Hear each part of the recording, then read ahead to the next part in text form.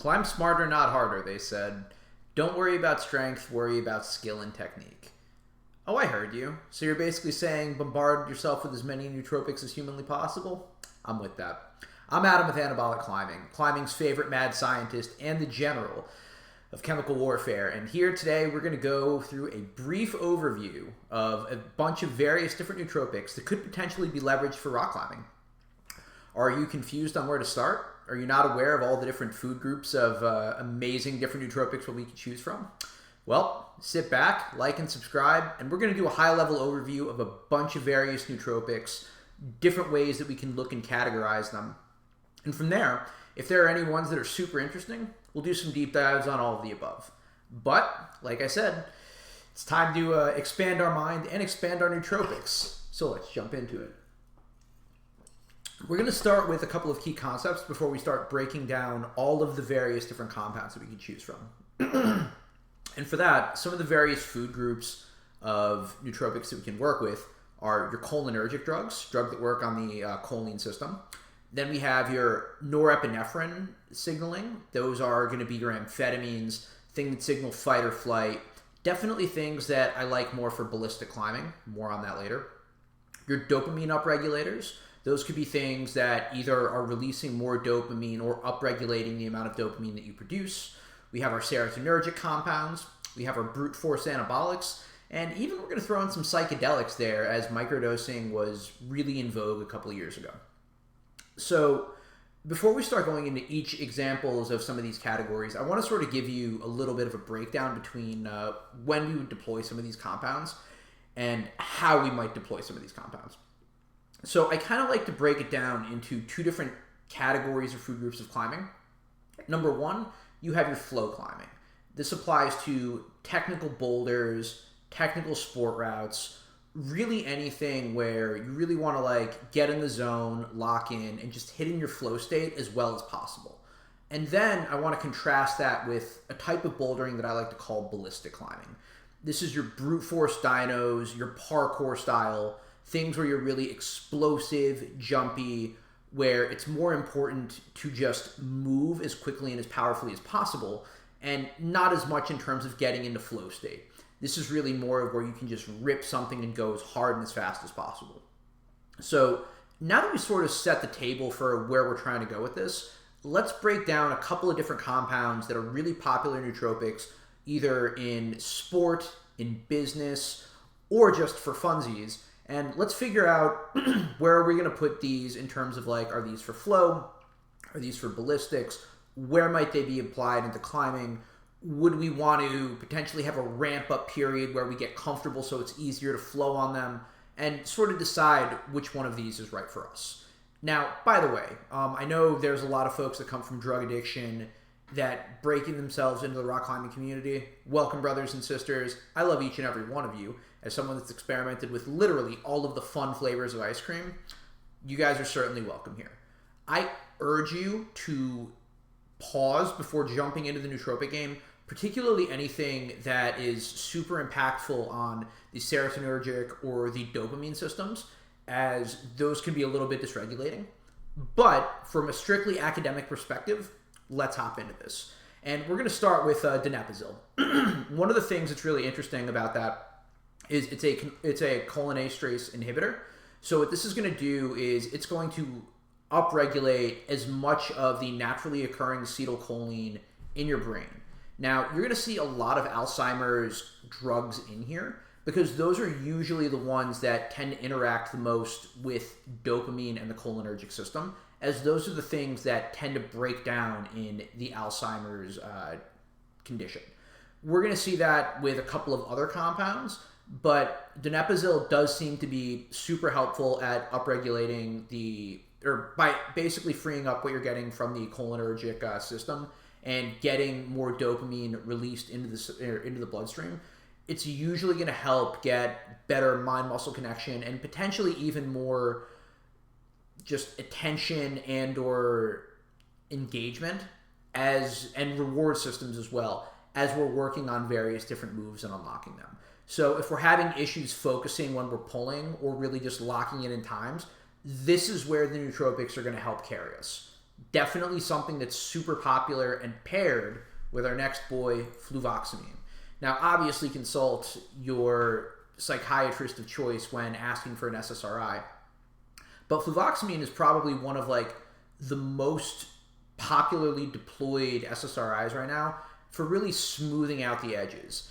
If you tend to rage when you can't crush a problem or getting a little too overexcited, this is a really great compound for sort of leveling folks out and smoothing out those edges so you don't get too hyped up and you don't get too bummed out.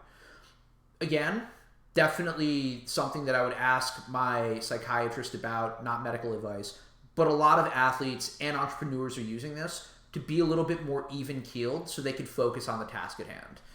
Getting a little more experimental, we have Semax and later on down the line Selenk, which is basically developed from Russia and Eastern Europe. And one of the things that I really found commonly in the biohacking sphere. This is, again, one of those compounds that enhances the neurotransmitters for both dopamine and serotonin, and seems to have some sort of neuroprotective effects on oxidative stress and inflammation. If you are chronically overtrained, this might be a thing that could help you sort of shake off the fog that comes from overtraining, which our groups are pretty notorious for.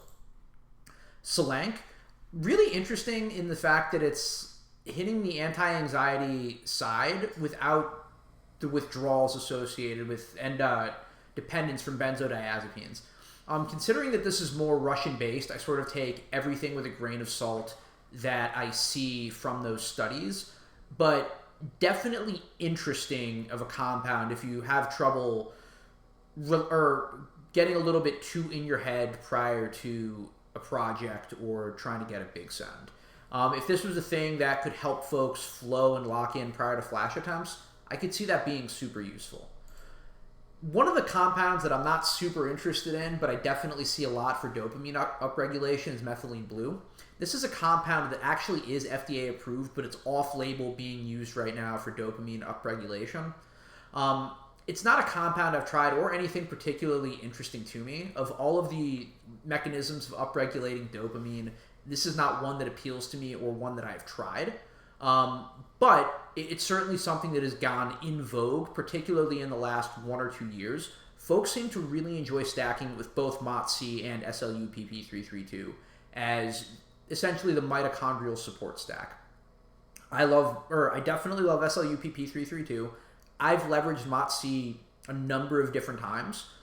I don't love it as much as Sloopy, and maybe there's some really good synergy between the three of them, but this is just not something that I've planned on testing. Cerebrolysin, if you really enjoy compounds derived from pig brains and you're having issues getting more neurogenesis, yeah, cerebrolysin might be for you. The idea of pinning half a cc subcutaneously of pig brains is a little bit worrisome to me, but it's definitely revered for its neurogenesis and its neuroprotective effects. Is that a thing that I'm particularly running to? If for whatever reason I decided to pick up a trend habit, yeah, I could see myself getting really into cerebrolysin. But until that happens, it's definitely a thing to be aware of and a thing that I'm personally leaving on the shelf. However, this next one is one of my favorite ballistic compounds, and to be honest, if you could handle the increases in heart rate, a pretty cool compound to flow on, and that's nicotine. Everyone knows that folks love the Zins. Definitely, you'll see climbers hitting the vapes all day, every day, or even just cigarettes. But nicotine is extremely neuroprotective, and running the nicotine patch is one of my favorite compounds because as I've gotten older, it's really hard to get into Adderall or some of the amphetamines. I love the dopamine upregulation from nicotine. Really helpful for focus.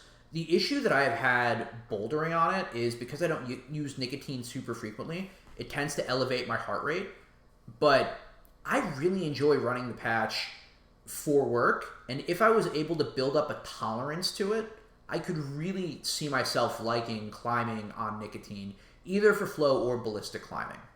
I also just want to talk about, in general, the amphetamine family, and you could sort of pick your flavor of ice cream.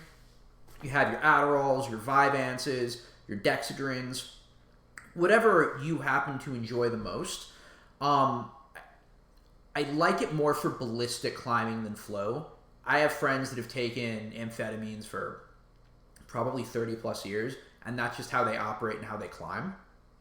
But I have noticed that I feel a little janky if I'm taking amphetamines for the first time in a long time. If I have a chance to maybe take it for 5 to 7 days, maybe even 2 weeks to sort of build up and get comfortable with it, it's definitely a thing that I could probably learn to flow on. If you're sleep deprived, I'd prefer like a modafinil. But I always feel personally that I get like a little locked up, or I just, because of the increased dopamine and also probably from the fight or flight from the norepinephrine, I really find that it's really difficult for me to flow in ways that I can a little bit more easily on other compounds. Definitely, it has its place. It might not be a thing that fits with me, but if you're having issues and you really need to like grip super hard, that's where I could imagine it being really helpful for like more of a ballistic dyno climb. And, you know, if you're trying to have fun, one of my favorite dynos and climbing experiences, LSD. I can't advise anyone in good faith to like go out there, pop a couple tabs and just like start hucking dynos. But there have been times where I've climbed on my home wall on a quarter tab and just had the best time. And I don't know why I was able to just dyno further and grip harder than I have on multiple other compounds. Nor would I say that it's like advisable to do outside, but there's absolutely something here to where low dose LSD, at least for me personally, has given me, like on the one time that I've tried this out, has given me a crazy ability to grip, probably because I'm so focused on being high that I don't realize, A, that I am afraid of the move that I'm doing, or B, if something hurts, I'm probably just gripping through it. So, pretty wild. Shout out to Jim Bridwell for going full YOLO on this on El Cap, but definitely a neat compound worth exploring if that's a thing that you happen to enjoy anyway. What am I talking about? Don't climb on LSD. LSD is super illegal. Who would ever do such a thing? In general, when it comes to ballistic climbing, there's kind of a couple of other things that you can include, and that's really most oral steroids. And that could be your Anavar, your Turinabol, if you're talking SARMs, your YK11, your Ostarine, one other anabolic and halotestin.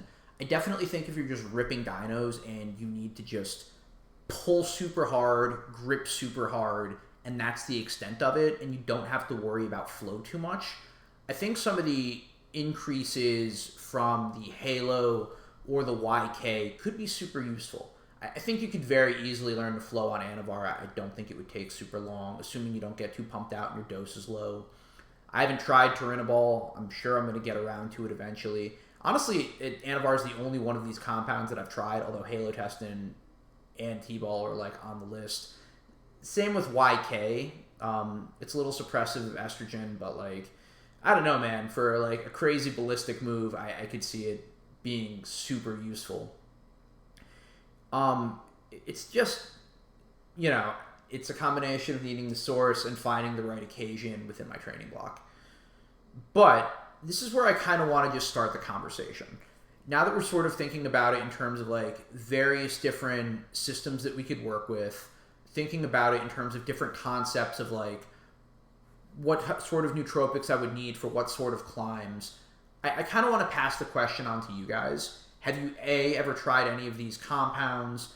B, have you climbed on any of these compounds? And if there are any that you'd like me to make a little bit more of a deep dive into, since this is sort of like a shotgun fire of just like getting us introduced to the concept of climbing on nootropics. Anyway, if you guys enjoyed the video, appreciate you guys as always. Don't forget to like and subscribe. I'm Adam with Anabolic Climbing, giving you guys a front double on the way out, and I will see you in the next one. Take care.